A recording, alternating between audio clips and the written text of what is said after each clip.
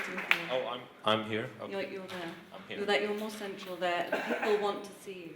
They do? They do. Oh. They do. Yeah, you're the famous one here, Mark, not me. I'm all right in the shadows. I think you're the better looking one between us, though. Well. So. So Mark, first off, we have water. We already had water, but you brought up extra water, so you should be really well hydrated Yes. during this talk. It's a fireside chat. So we have a fire.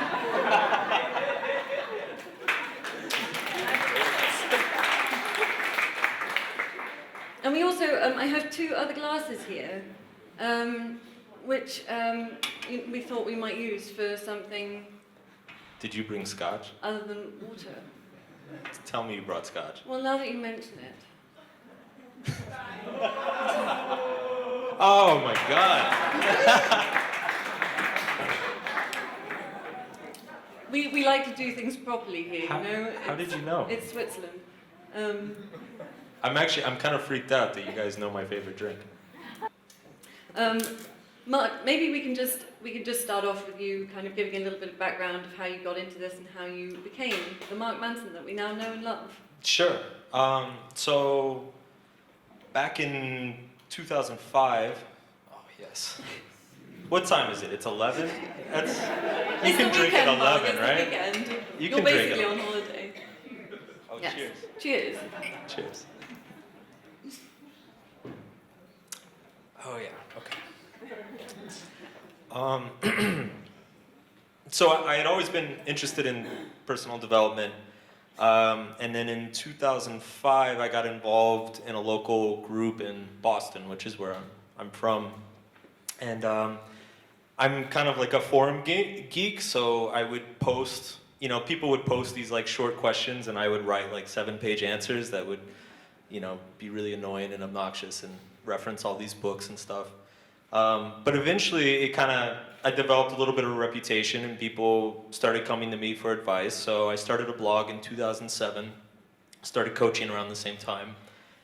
And slowly, the initial focus was dating advice, but then slowly things grew, and by 2011, the blogging had taken off to a point where I didn't have to coach anymore, so I could just kind of wake up and sit in my underwear and write, which is what I'm most passionate about anyway, so the writing, not the underwear. And so yeah, that basically brings me up to today. Clearly, just from the way that you introduce your blog as personal development advice that doesn't suck, it's not your typical approach. How do you feel like your approach sort of differs from the standard personal development stuff out there? I've always felt very strongly, I think what distinguishes me is I can be particularly harsh about things and use very harsh language. There are a number of articles where I literally write, I tell my reader to go fuck themselves, but I actually wrote a post about this recently. There's a usefulness to that. I think a lot of times when people are kind of stuck in their habitual thinking or their default setting, sometimes you need to be kind of shocked out of that. You need to get out of your comfort zone. You need to be made uncomfortable first. And I believe very strongly that a certain style of writing can do that for a person. You can write about a life issue such as, finding your purpose or goal setting or something like that, but you can write about it in such a way that actually makes the person reading it very uncomfortable, have some very uncomfortable realizations about themselves. And I get a lot of the criticism I get is that I'm a very negative writer. In fact, a lot of people I meet in person, they're like, wow, you're actually nice. They're surprised. But I believe very strongly that that's necessary. I mean, I look back at my own life, and a lot of the biggest changes and growth that happened in my life, it came from some very unpleasant realizations or very unpleasant life events. And I don't think we should shy away from that. I think there's a tendency in this world to kind of get so hooked on, you know, the warm fuzzy stuff, as you put it earlier, that people don't realize that you need that adversity, like you need that shock value at times. Right, because it's something about impact, isn't it? It's when you sort of wrap it all up in this fluffy cotton wool, the way that a lot of personal development does. There's this kind of it's sort of a plateau, right? It doesn't really have any.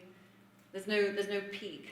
Right. It's so easy to kind of just read, you know, an article that says all this really nice stuff and makes you feel good, and then just click on to the next article on Facebook and keep going and like forget everything. You know, I think there's something to be said if an article can get you to stop and be like, who the hell is this guy? Why is he saying this? I'm not like that. No, like, and start getting like really uncomfortable about it. Like that sticks with people.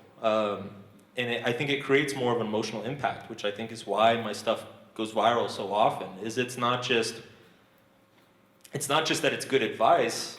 You know, there's nothing new about the advice. You can find the advice I give in 100 other places. It's the way it's delivered. It's delivered in such a way that actually kind of like, it's like a punch in the face, and that feels much more impactful. Like it feels more. It forces people to be a lot more conscious about their choices and behaviors and goals and things like that. Right, it's quite provocative often, the way, you know, like your writing style. Right. So would you maybe share with us some of the sort of points in your life that have been, that, as you were saying, in a way there was a deep impact and that have provoked sort of big shifts? It's funny, actually. One of my best friends just posted a picture on my personal Facebook wall a few days ago, and it was like a cartoon. It said, "Life's 3 best teachers," and it had like a depressed guy holding a sign that said "breakups," and had a depressed guy holding a sign that said "being broke," and then it had a depressed guy holding a sign saying "failures." And you know, when I look at my life, like the most transformative moments for me were always really bad stuff. I had a friend of mine who died when I was 19. It was awful. He drowned, so like it wasn't one of these like things you expected or prepared yourself for, and that it totally fucked me up. But I came out of that with like a completely different perspective on, you know, my life, friendship, relationships. It actually motivated me, you know, to be much more grateful for the time I have, for the people in my life, things like that. I had a horrible first breakup to my first relationship.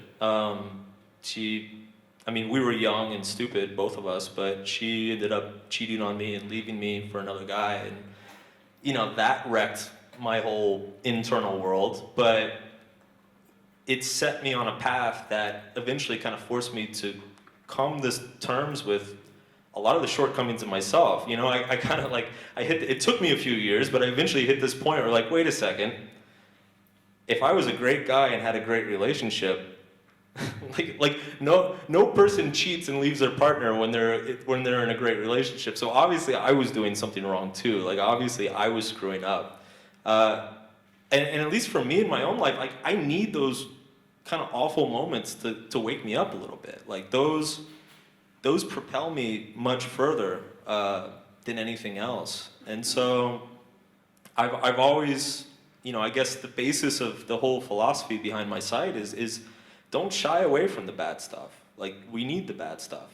And life is never gonna stop supplying it, you know? Like there's always curveballs coming our way. So the whole trick's not to avoid the curveballs, it's to get good at hitting them, if that makes sense. Baseball reference. You're all European, I'm sorry. You write a lot about happiness, and what is happiness even? Oh man, a little bit of Jack, some good Aside friends, from that. some good friends, a fire.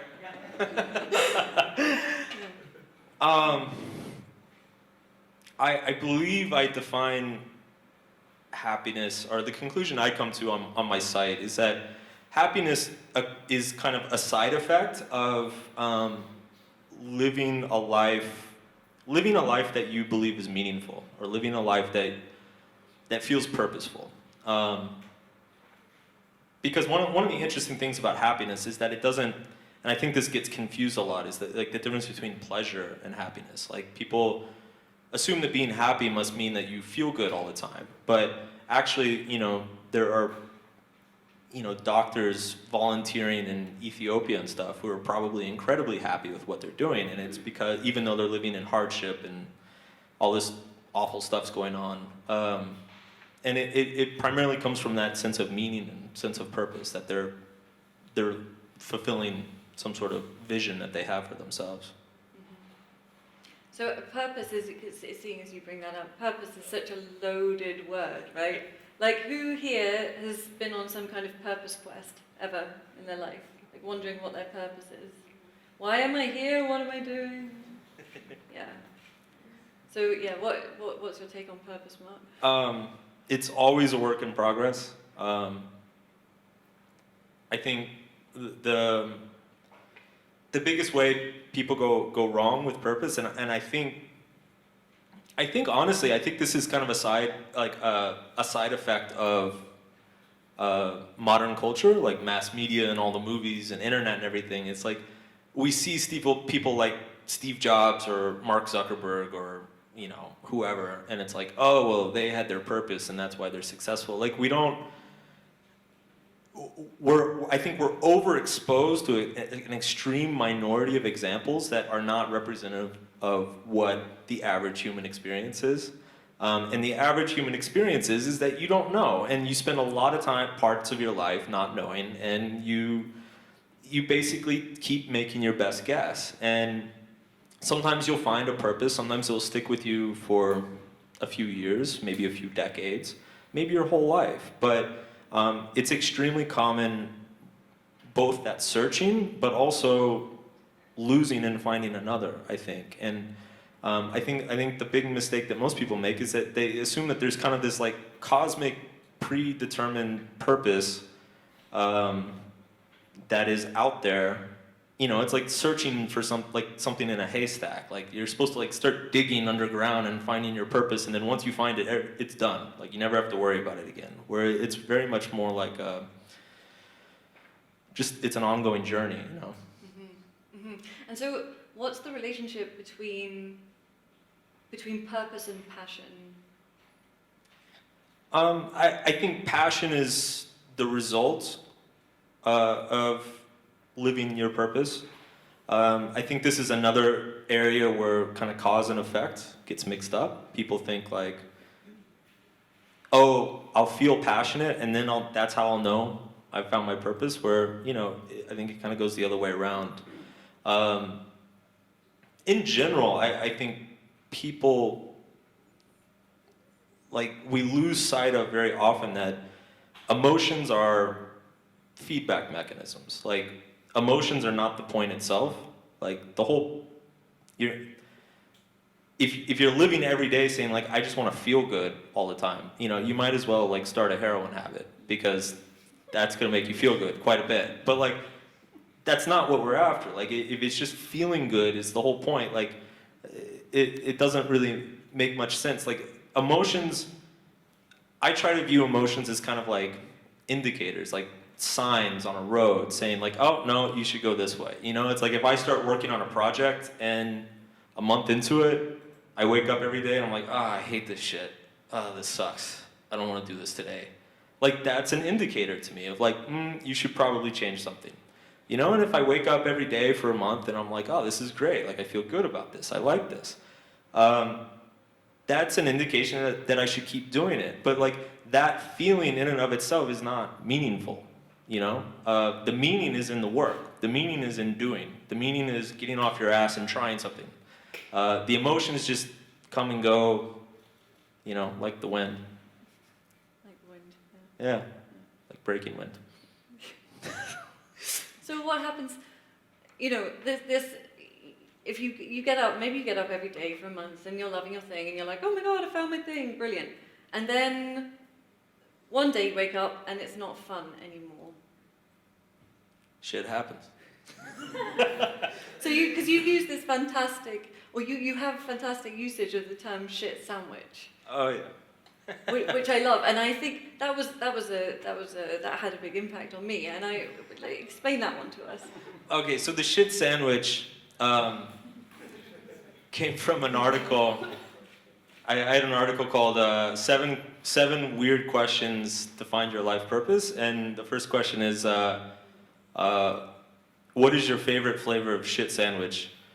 And basically the idea is that everything you do is gonna suck sometimes. So if you imagine like the coolest thing in the world, you know, being a successful founder of a tech startup, or being a professional artist, or you know, being a doctor and saving tons of lives, every single thing that you can imagine has drawbacks and sacrifices and moments that it's like not going to be fun, that you're not going to enjoy it, or just bullshit you have to deal with that you don't want to. That's just life. Like all of life is like that. And so one of the questions I raise in many of my articles is that it's very easy for everybody to sit around and be like, oh man, it'd be so cool, like be a doctor, you know, that'd be awesome.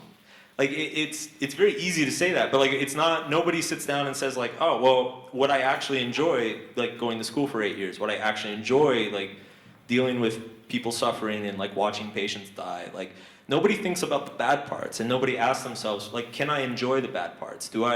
Is that something I can tolerate or put up with? You know, in my own life with writing, like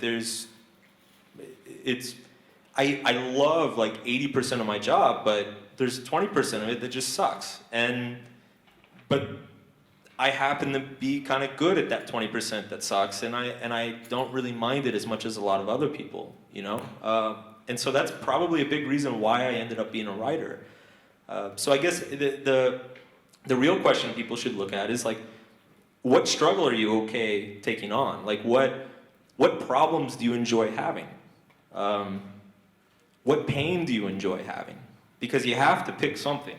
Like nothing is great 100% of the time. Yeah, and there's in terms of the path as well. There's a fantastic point that you made about your former dream of becoming a rock star. Yeah. Will you tell us about that? So I started playing guitar when I was 10, and up until I was about 20, I had these delusions of grandeur around, you know, being on stage and rocking out all the time. And I played in bands, and I was actually pretty good. Like I practiced a lot and everything. And then when I was 18, I went to music school, and then I was kind of, for the first time, put into the rigorous life that is like a professional musician. Just countless hours of practicing, like constantly having to like fight over the limited amount of like gigs, and try to network and get yourself in different bands, and you spend a lot of time playing a lot of songs you don't actually like, because you know you got to pay the bills somehow. And within a year I was like, this is horrible, I hate this. It turned out that I enjoyed the fantasy, but like the actual work that was required, the sacrifice, the shit sandwich, so to speak, tasted horrible. And so I came to the very painful conclusion that actually wasn't what I wanted, which was actually a great conclusion.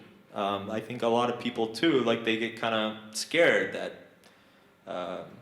you know, this thing I've been working on for so long is actually not what I want. But that's a great conclusion to come to, because it frees you up to go find something else. And I honestly believe very strongly that, like, we need some sense of adversity for things to feel meaningful. I think, you know, when you think about a spoiled rich kid whose daddy just buys them everything. You know, they don't appreciate anything. They don't actually enjoy like the Ferrari that dad bought for them. They don't actually enjoy like the Xbox and the big screen TV or the helicopter. I would be fine with just being given a Ferrari. But that's the whole point. Like, when we don't have it, we can sit here and be like, oh, that would be great, I would love that. But the truth is when you're just given it, there's no adversity, there's no struggle, there's nothing that you have to overcome, it's meaningless. And because there's no meaning, then there's no actual like happiness. It's pleasurable, but it's meaningless. And pleasure feels good for a short amount of time, but it goes away. Whereas meaning is what sustains us over a long term. Which brings us to your new book. Yes. Tell us a little bit about that one. The title is The Subtle Art of Not Giving a Fuck. The publisher loved it. I couldn't talk them out of it. It will come out this summer. It should hopefully come out in German. We're trying to sell it to a German publisher. They should. I don't know why they wouldn't. But yeah, it's basically about a lot of these things. I mean, obviously you have the kind of facetious idea of not giving a fuck, but it's the core argument of the book is a lot of what I've been saying here. It's like the need for adversity, the need for problems. Like one of the things I say in the book is that basically happiness comes from solving problems. And a lot of people look for happiness by not having any problems. But actually, when you don't have any problems, you can't solve problems, so you actually don't become happy. The other problem people have is they have problems, but they feel like they can't solve them, so then that makes them unhappy. So the sweet spot, the balance, is choosing problems that you believe you can solve. And another point I make in the book is every problem you solve creates a better problem. And so you can, in that sense, you can basically measure the quality of your life by how good your problems are. So don't wish for no problems, wish for better problems. Like Warren Buffett, like a starving African kid has money problems, Warren Buffett has money problems. But you would much rather have Warren Buffett's money problems than an African kid's. So in that sense, we can very clearly say Warren Buffett has a better quality of life, you know. So it's kind of thinking in those terms. I think our culture is very much, and I think this is very much a result of consumerism and mass marketing. We've been lulled into this idea that we can just make every problem go away. It's like, you know, oh, feeling fat, here, buy this thing, it'll make it go away. You know, oh, feeling lonely, buy this thing, it'll make it go away. But life doesn't work like that. Like, you know, problems are ongoing, and the idea is to transform them rather than to simply remove them or avoid them. Mm-hmm. So why is it that in this age, especially, you know, in Western Europe and the States, where we have so much and we're, you know, it's safer and we're well taken care of, all our basic needs, Maslow would say that we should be super happy, right? And we're clearly not. Yeah. What's going on? I think we have a little bit of a crisis of meaning going on. If you think about previous generations,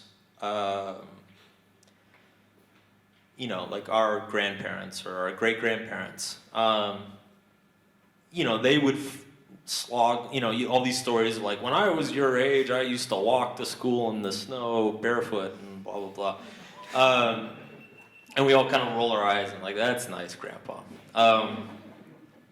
The thing is back then, it's whether you finished school or not had like life or death implications. Whether you got a good factory job had life or death implications. If you were able to buy a car, like that had huge implications for your family. And so a lot of these this obsessive focus on, you know, getting ahead in the world and buying things, a few generations ago, that had a lot of meaning tied to it. It's like if your grandfather could work hard enough to buy a car, that completely changed the lives of his entire family. It made everything way easier. In 2016, if you buy a car, like half of us, if you're like me, you don't want a car. You're like, cars are annoying, they're expensive, fuck that. We have, everything is so cheap and easy now, that it's much harder to find meaning in our lives. There's no, you know, just the idea of like going to school and getting a good job, like there's not this like significance attached to that there once was. And so, yeah, I think a huge percentage of the population today is kind of like, okay, I went to school, I got a job, I bought a TV. Now what? Like, what the hell? What am I doing? And the culture is offered no clear or obvious answer. You know, right now the culture is primarily just offering more distraction, you know? Go see more movies, go buy more shit, watch more TV. You know, and there's nothing wrong with entertainment, but like, there's no meaningful solution being proposed on a wide scale. In fact, so what's happening is you're seeing the rise of things like this conference, of like people coming together and being like, all right, let's figure this shit out together. Like, let's pick something. And apparently that's what needs to happen. But yeah, it's really strange. I mean, if you look at like rates of depression, anxiety disorders, eating disorders, stuff like that, like they're all on the rise, and only in developed countries. So yeah, I think there's a crisis of meaning going on. And like, how do you feel we can address that? Sort of, there's so much, you know, in our culture, the focus is really placed on the external, and obviously, you know, as we've learned, we don't get meaning from external stuff. So what can we sort of do to try and mitigate this cultural bias towards the external and start coming back and valuing more, you know, the internal landscape and even developing a relationship with that? Sure. I think the first step is to kind of consciously cut ourselves off to a lot of various forms of materialism or just distraction. So, for instance, I used to be like a huge computer game addict, and I kind of reached a point where I was like, I literally just deleted everything, gave away my PlayStation. Like, I was like, I'm wasting my life. Like, I can't do this. You know, it was bordering on like an addiction.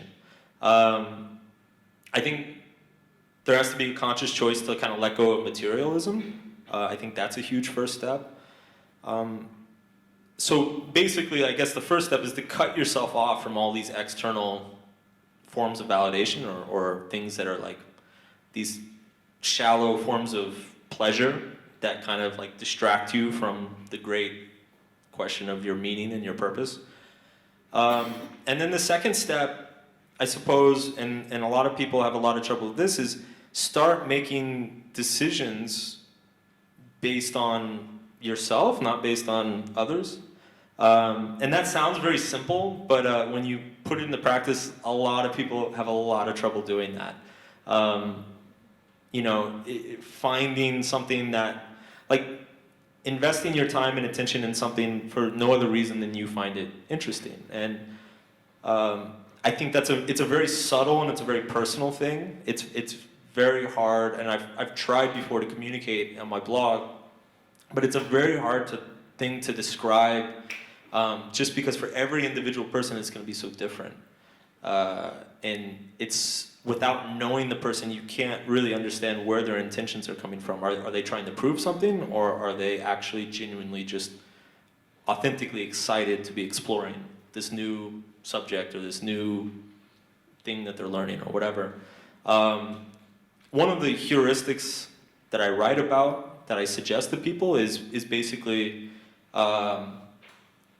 if you ever feel like you're trying to prove something to anybody, including yourself, don't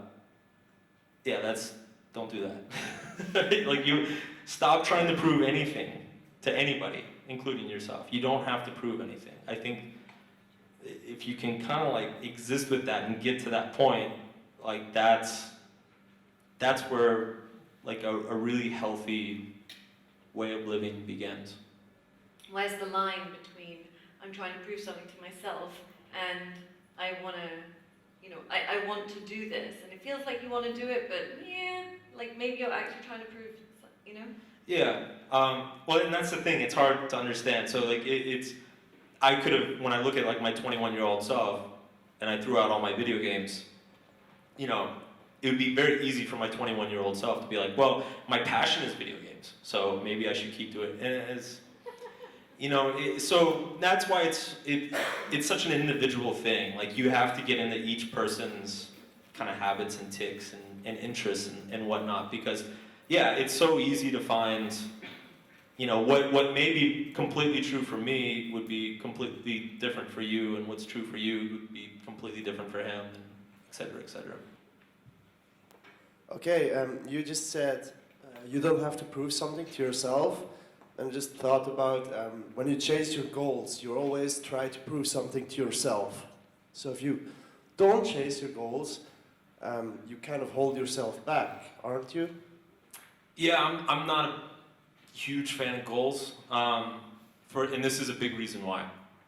Because goals become some sort of metric that we measure ourselves by. And if you happen to pick like a kind of a crappy goal, like a really, yeah, just an unhealthy goal, you start measuring yourself by an unhealthy way. So I generally focus on habits. And you could argue that adopting a habit is still a form of a goal, but I think habits make much better goals than, say, actually the post I just wrote a couple weeks ago talked about this. But basically habits are far superior. You know, it's much better to make your goal be, I'm gonna exercise 5 times a week, than say, I need to lose 15 kilos by April 1st. Because when you do I'm gonna lose 15 kilos by April 1st, you start judging yourself by something that you don't have 100% control over. And also there's a lot of research that finds that when people use external results as a goal, they cut corners and they cheat and they do bad things. Like they lie and whatever. So, you know, that's when you get like somebody's like, oh, well, I need to lose 15 kilos, so I guess I'll just stop eating for 5 days. That's counterproductive. But when your goal becomes, I just want to exercise 5 times a week, you do that long enough, you'll probably lose 15 kilos at some point. But the focus is on the process, the focus is on the daily habit, it's not on the end result. The other problem with like external goals like that is that even when you hit them, you lose them, you know? So I could say, I want to write 20,000 words this month. And I could like get up every morning and bust my ass to write that 20,000 words, and write a bunch of crappy words and write a bunch of stuff that people don't like reading, and it's like, but hey, I made my 20,000 words. And then the next month it's like, I'm back to my same old self. Whereas if I say instead, my goal is to wake up and write 1,000 words every morning, it becomes a habit, you know?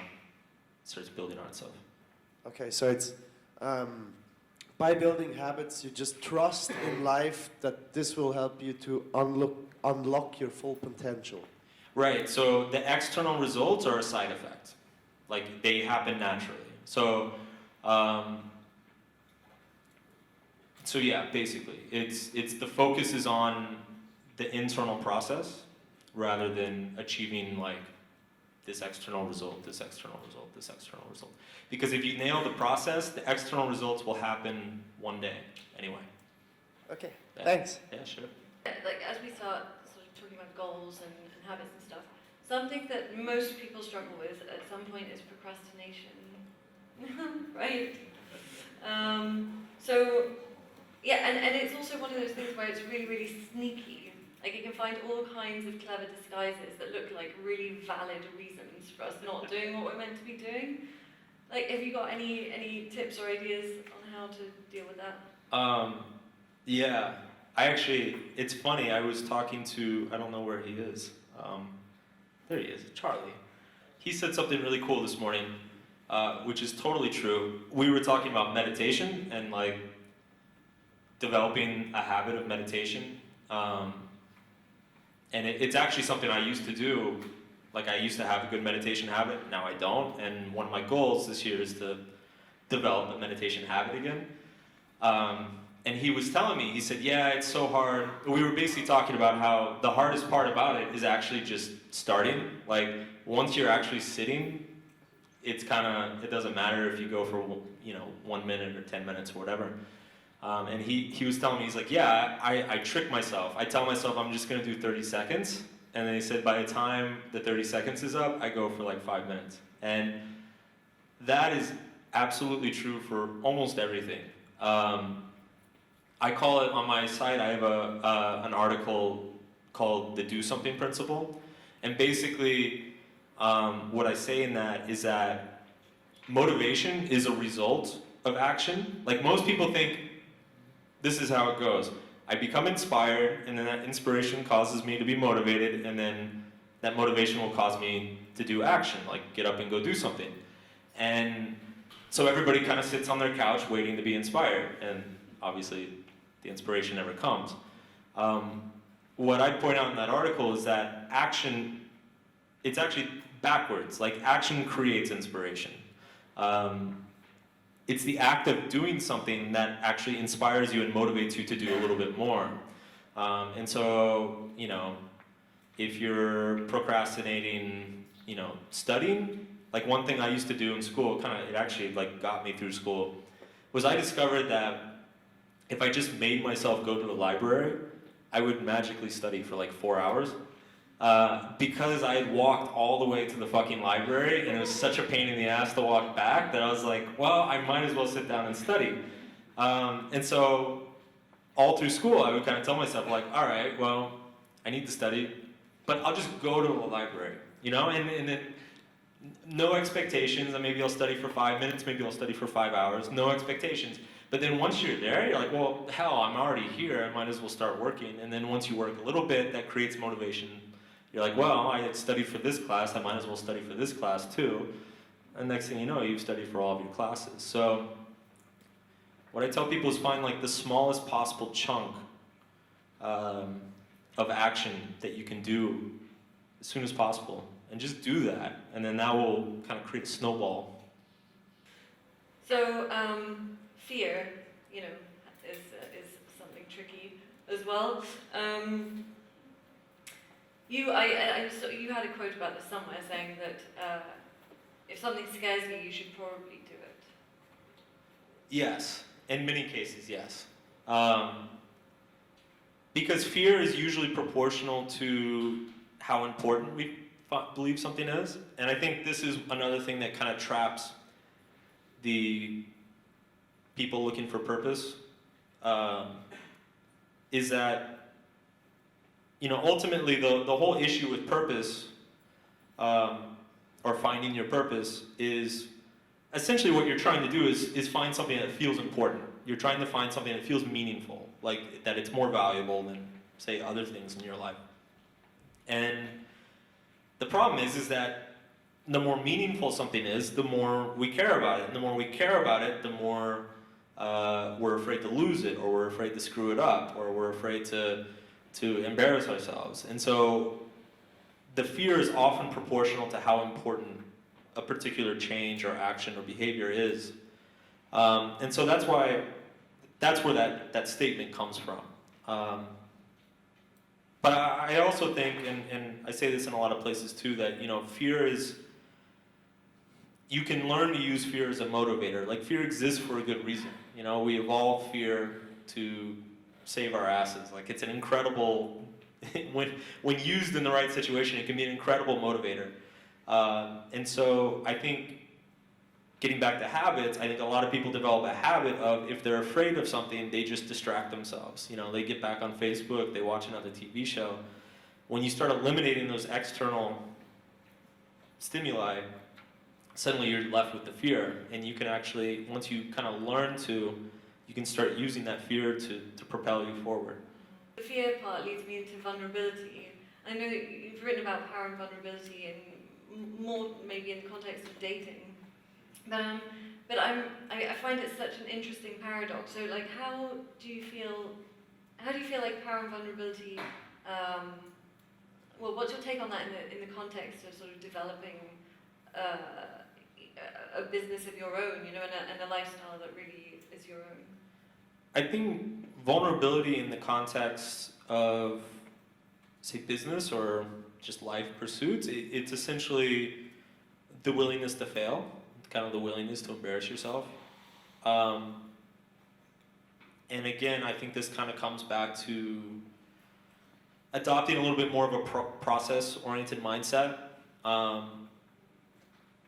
You know, there's a lot of people, they see if they fail at something, and again, this is another good argument for not creating like concrete external goals instead of creating habits.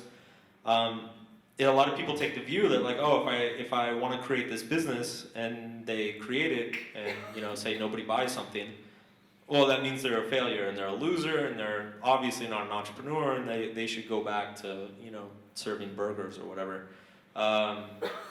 When the fact is that actually that failure is very much a part of the process. You use the lessons of that failure. That actually the lessons, coming back to that image on my Facebook wall, the most important lessons in life come from failures like that, and you use the lessons from that failure to develop, say, a new idea that will be more important.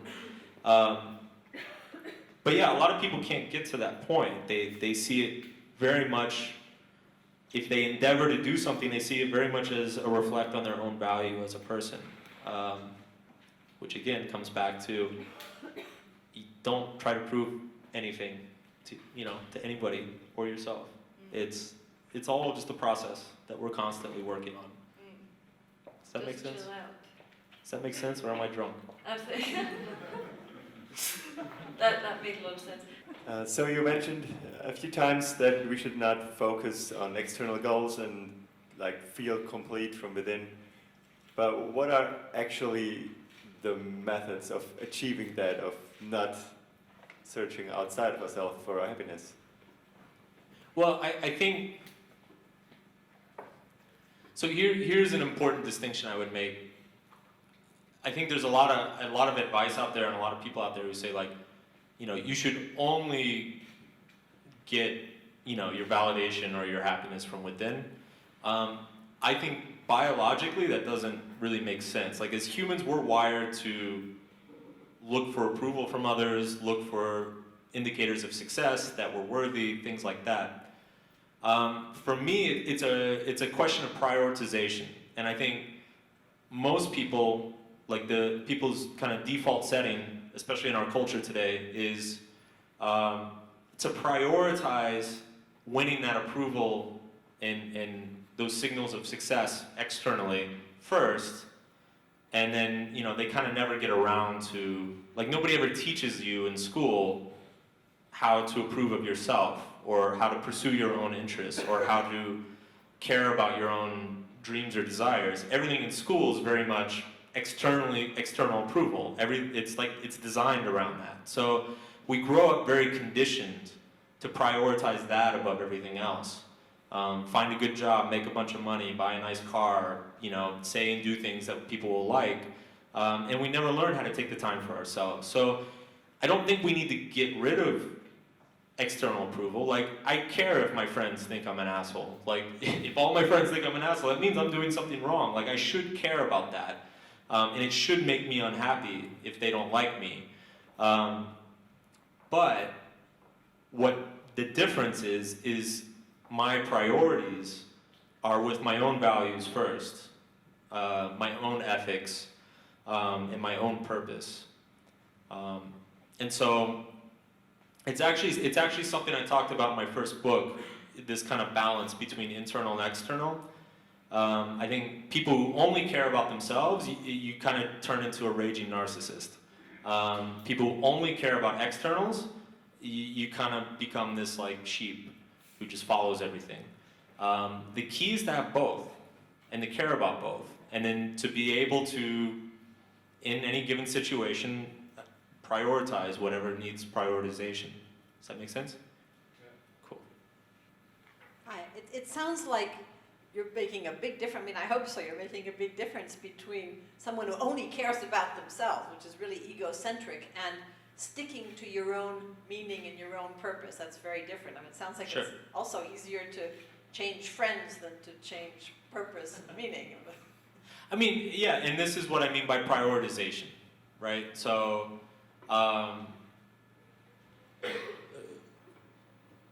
like, if all my friends came to me tomorrow and said, Mark, we're really concerned about what you're doing, we think you should do something else, it would make me stop and take a really long, hard look at myself, because these are the people I respect and care about, and they're telling me, and I assume they respect and care about me, and they're giving me this negative feedback. And so it should matter. But yeah, you're right. It's ultimately, the decision I make has to be for myself. I have to be able to look at myself and say, like, all right, did I screw up here? Which is a whole nother topic that I wish we had time to talk about, because we're all screwing up constantly. But am I screwing up here? Like, am I really off? But I need to be able to make that decision and say, like, no, this is more important to me. Sorry, guys.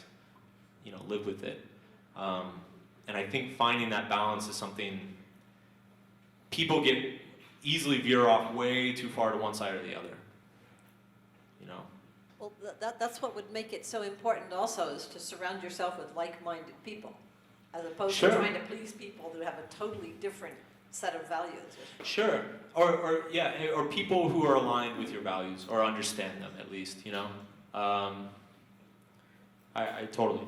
And there's that whole thing about you are the average of the 5 people closest to you, or whatever, you know, and that plays into it as well.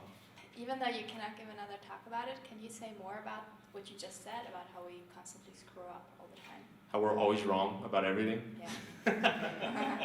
I'd like to hear more about it.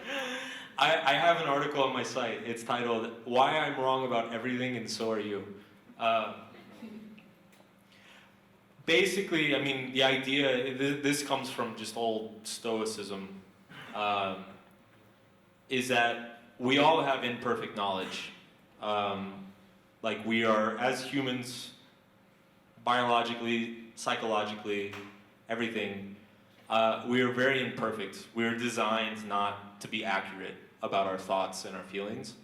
And therefore, I think one of the most important habits or skills any person can develop is a sense of skepticism, but primarily self-skepticism. The ability to question oneself constantly. Say, is this wrong? I feel this very strongly, but is it wrong? What would it mean if it's wrong? What would it mean if I'm wrong? That doesn't mean you have to accept that. And I think a lot of people avoid developing that skill because they feel like they would have to be wrong all the time. But it makes you stronger. You know, it's criticizing your own ideas, challenging your own feelings and conclusions. This is ultimately what makes you a stronger person. Because sometimes you are wrong. Or sometimes you can be a little bit better. Sometimes you need to adapt to something that you're not paying attention to. I wish I could do a whole talk on just this topic by itself, because I feel it's so important, but that's the gist of it. Yes. Thank you. Thank you.